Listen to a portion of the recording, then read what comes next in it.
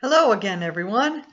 Coming to you today on the very first Wednesday of a new year. We're leaving 2020 behind and stepping into 2021.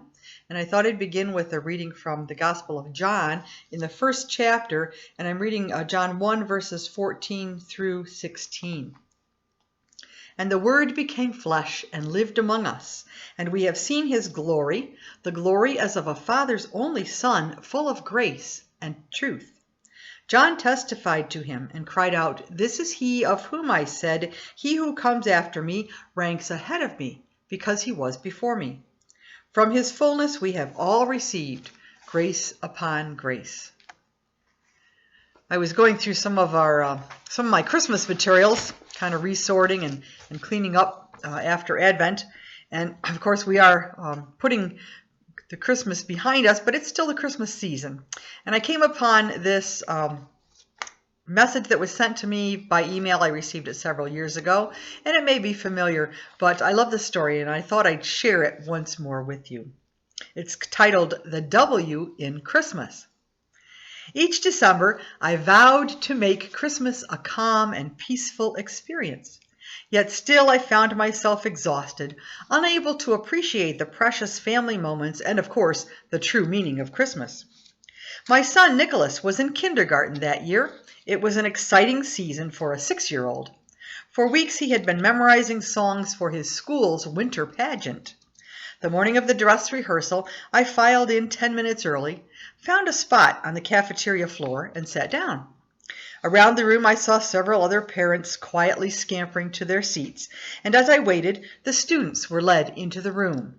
Each class, accompanied by their teacher, sat cross-legged on the floor, and then each group, one by one, rose to perform their song.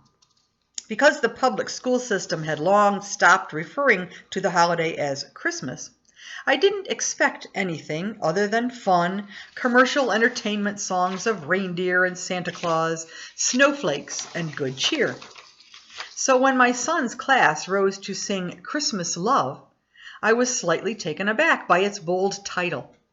Those in the front row, center stage, held up large letters, one by one, to spell out the title of the song. As the class would sing "C is for Christmas," a child would hold up the letter C. Then H is for happy, and on until each child holding up their portion had presented the completed message, Christmas Love. The performance was going smoothly until suddenly we noticed her. A small, quiet little girl in the front row holding the letter M upside down, totally unaware that her letter M appeared as the letter W. The audience of 1st through 6th graders snickered at this little one's mistake, but she had no idea that they were laughing at her, so she stood tall, proudly holding up her W. Although many teachers tried to shush the children, the laughter continued until the last letter was raised, and we all saw it together. A hush came over the audience, and eyes began to widen. In that instant, we understood the reason we were there, why we celebrated the holiday in the first place, why even in the chaos there was a purpose for our festivities. For when the last letter was held high, the message read loud and clear, Christ was love.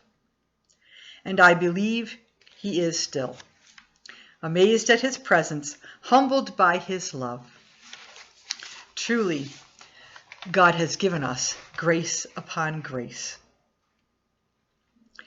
I hope, my friends, that all of your New Year's resolutions are able to be kept. And of course, we are praying that this will be a safer and more productive year. We'll be in prayer for all of those, of course, who have the coronavirus, all of those who are working so hard to bring healing and help. And for those who are administering and transporting the vaccines, I just heard a family member has received one today. And I rejoice at that. And I pray that all of you will stay safe and that we will find ways, even if we may not be able to meet in worship, if that should happen, we will still be meeting because Christ is here and Christ is love. And we can all share in that. Amen.